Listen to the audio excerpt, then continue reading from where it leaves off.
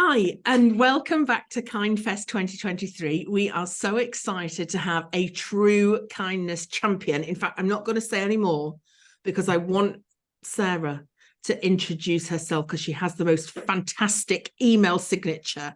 So over to you, Sarah Browning. Who the heck are you? Thank you very much. Thanks for a lovely intro. So I'm Sarah Browning. My pronouns are she, her, and I am a kindness cheerleader and communicator. I love this. I told you, isn't that great? A kindness cheerleader and community. So you know what my next question is going to be? What on earth is a kindness cheerleader? Because I want to be one. Absolutely. And the more the merrier. Everyone who wants to be a cheerleader is very welcome. So yes, I work for myself. So I figured if you can't give yourself a great job title when you work for yourself, when can you really? So I am a kindness cheerleader and communicator. And what that means is that one of the things I do is I run the Time for Kindness program. And this is something I've been doing coming up for 3 years now, actually. And it came about from, I was pondering, I work a lot with charities, not-for-profit organizations, and I always talked about visions of a better world. And then I got to thinking, but what do you mean by that, Sarah? And that's when I thought, actually, what is important to me is kindness. And more than that I believe, and as it turns out, so do lots of other people, that there is lots of kindness in the world already. We just don't talk about it enough yet. And so the Time for Kindness program was born because I want to, and clearly there's some awful stuff that goes on in the world as well. And I'm not denying any of that. But what I'm saying is that's not the only story. That tends to be what we hear more about. And actually we need to talk more about the kindness and redress that balance, really, rebalance the narrative we have about the world and about ourselves within it. And so the first thing we do with Time for Kindness is we share stories of everyday kindness. So on our website and our various social media channels, we share stories that people send in to us about kindness that they have seen in the world around them, that they have done themselves. And we share a story every day. We have enough. We would like more. So, people watching this, please do get in touch and tell me more of your stories. But there are lots out there, and they're all sorts of things. It really, it shows where kindness shows up in the world in so many different ways. We have examples in supermarkets, we have examples in workplaces, we have examples in the street, in families, in strangers, the whole thing. So we share those. And then we also are starting to build, and this is where, if you want to be a cheerleader, you're very welcome to join us. Amazing. Because we're building a community, really, of voluntary kindness ambassadors. And for the kindness ambassadors, all we're saying is we ask you to pledge to notice at least one act of kindness a week, at least once a week. And for every one that you see, tell at least one other person about it. And that doesn't have to be me, that could be anybody. We just want that conversation to take off and grow and really notice what's actually happening all around us. So that's quite exciting. It's quite new. And as I say, we want to grow it. It's a voluntary thing. I'm not going to check up on you. I'm not going to make sure your pledge. But it's part of, I think, when I started Time for Kindness, one of the things that I recognized was that sometimes people can feel that being kind or talking about kindness is a bit fluffy and a bit weak. And it really isn't. It's powerful, and it's powerful because it connects us all as human beings. And that's what we're trying to, with this kind of voluntary kindness ambassador community, is show that, you're not the only one who notices kindness and wants to talk about it. There are lots of us. And if we come together, and that's what you're doing with KindFest as well, isn't it? Is bringing everybody together and showing what's there. So that's, it's quite exciting to be part of developing that. And then the third part of the Time for Kindness program, which is really new, is that I am running wellbeing workshops. So I am teaching people skills to notice kindness in the world around them, because it's not always easy, and it comes more naturally to some people than others. But there are things that you can learn to sort of do and bring into your life so that you notice more of what's happening. And I really love this because it's quite different from saying, oh, could Shivonne, could you try and do an act of kindness every day, or try and be more kind. And I was just thinking, how much do I notice other people's kindness or other acts of kindness? And I'm kind of horrified, and I'm going to blame it on that my brain is so full of this gorgeous festival today. Fair I enough. find it more difficult to notice acts of kindness. What is that all about? Is it more difficult in your experience to notice things around you? Well, not once you start doing it. Once you start noticing it, you can't stop. I'm not a driver myself, but people who are drivers tell me that if you decide you want to buy a red car, suddenly you see red cars everywhere. And Yes. I think it's a bit similar. People have been saying to me, you know, now I've started looking at Time for Kindness, now I've signed up as an ambassador, I notice it everywhere. I've even had a couple of people tell me that it's changed their worldview, which, you know, it makes the hairs on the back. I can imagine that's amazing, because it becomes a habit, I think. And yes, I do talk about Time for Kindness is about see kind rather than necessarily be kind. I think probably it's a byproduct. You know, if you see more kindness around you, you probably end up thinking, oh, I could do that, or I do.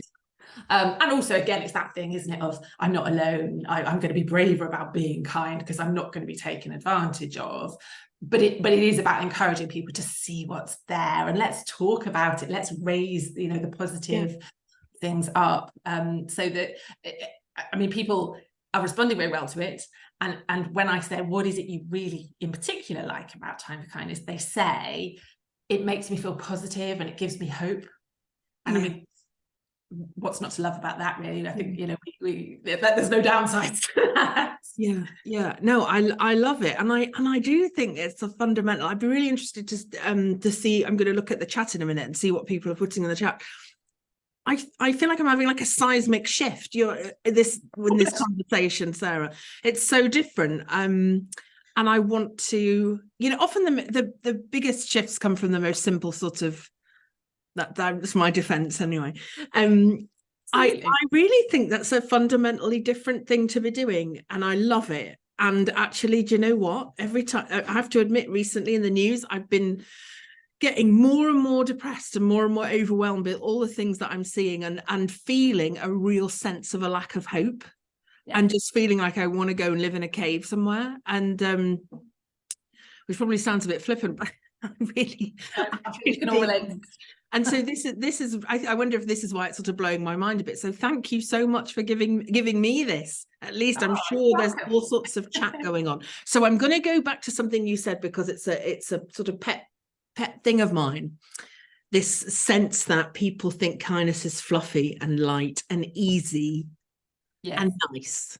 All those words that sort of like sorry, KindFest. Tell me what I've got a kindness champion and cheerleader, and here with me right now, that's you I'm talking about. Tell me what do you do when you hear people talking about kindness being fluffy and light and easy? What do you say? Well, I mean, no, I've heard Susie Hills talk about the fact that, you know, kindness is not all fluffy bunnies. and I think she's absolutely spot on. And I think some of it, as you say, is that sort of mixing up almost of kindness and being nice.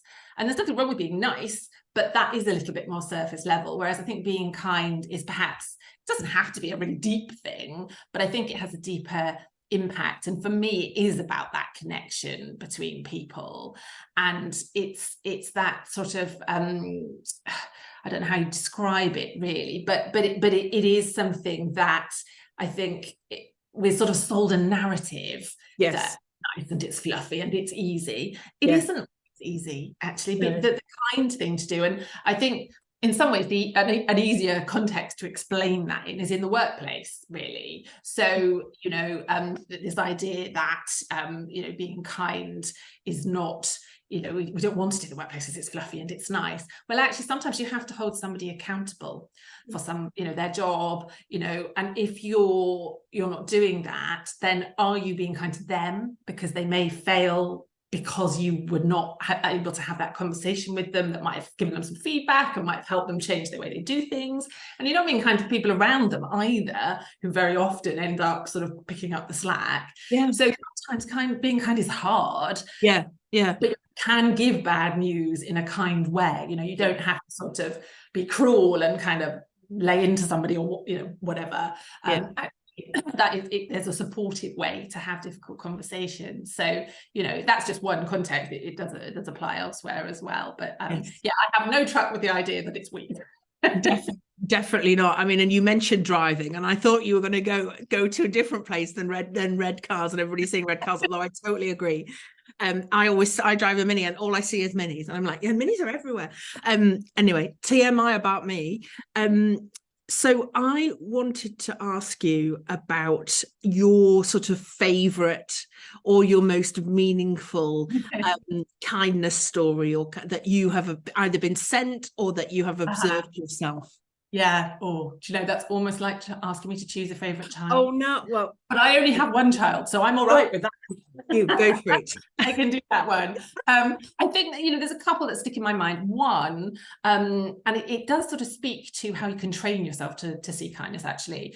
So a friend of mine went to a shopping mall, and the doors were broken. There was only one set of the automatic doors, and there was an older lady trying to come through with one of those little walker things, and people were just streaming towards her. She had to keep having a little sit down and then get up. And then my friend stopped and let her through. And it would be really easy to focus on all the people who didn't stop, but someone did. And there was a real act of kindness in that. Yes. And in kind of training yourself to notice kindness. Again, I'm not denying, those people did stream through. We don't know what was going on for them, but they streamed through, but one person did stop. So let's focus on and celebrate that. So yeah, I really like that. That's kind of one story. The other one that sticks in my mind was a single mum with 2 young children who went to a shop they wanted to buy something for Mother's Day. And of course, it was only her as an adult with these children, so it was very difficult for these kids to buy something that was a surprise for mummy. But the shop assistant realized what was happening and kind of stepped in, said, I'll help them choose something. Mum gave her card, and so the kids were then able to choose something from mummy and buy it with the help of this shop assistant who wrapped it up for them. And so then they had something that was an exciting surprise for her on the day. Again, it's a fairly small thing in really, but it made a massive difference to that family. Yes. And it's just, beautiful. So yeah, but there are lots of other wonderful ones too. Yeah, those are great. I particularly love the one about the streaming through and sort of changing your perspective rather than focusing on all the people who didn't stop and getting, disgruntled. That is so me. I'd be walking going, look at that, it's absolutely shocking. And then it would stay with me for ages. That sort of feeling, that everything's rubbish and everything's bad, and actually you notice the thing that did happen that was good. I love that. It's easily done. It's easily done, isn't it? To be looking at that. And don't get me wrong. We all have days like that. We will all have days where we're typical, and get disgruntled by it. But if you can do that less often, as you say, it has an impact on you as well. It's not about being some sort of saint in the world. Not about sort of toxic positivity and you must do this, you must be kind and all that sort of stuff, but it's just making it better for yourself as well as everybody else. Yeah. No, I totally agree. I love it. Okay, I'm going to ask you just a couple more things. So our theme this year is investing in kindness. Maybe what does that mean to you when I say that? Or why do you think people should invest in kindness? Ooh, that's a good question. I think for me, it's what I've just said, really, because it's good for all of us. As in, it will have a positive effect on all of us if we invest. And I guess, what I'm talking about with the Time for Kindness is investing time. I mean, it's there in the title, I suppose, isn't it? It just occurs to me. But, it's investing just that little bit of time to just spend a little bit more time to think and notice and see what's going around.